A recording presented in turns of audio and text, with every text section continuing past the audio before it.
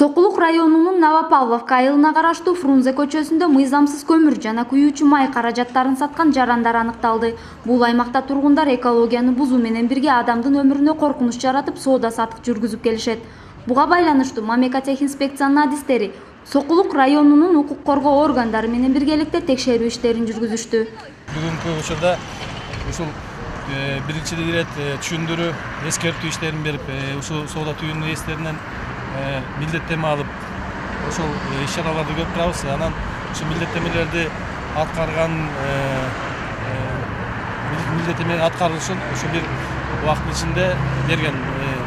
Бир 10 күн ичинде 10 күн убакыт өздөрү алып атышат. Бул моюндарын 10 күн ичинде жыйнап тазалап ретке келтиребиз. Ошол убакытта келип анан ошо аткарылган милдеттемелерине мыйзам түрүндө чара көрөбүз, чара колдонобуз.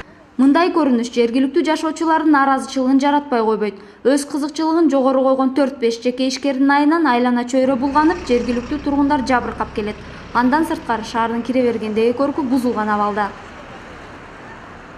Могу жерде мынакей азыр могу жерде көмүр сатат, солярка сатат, бензин сатат. Могу жерде карачы, аң ямалар, арыктар жок, бүтөлүп калган полный.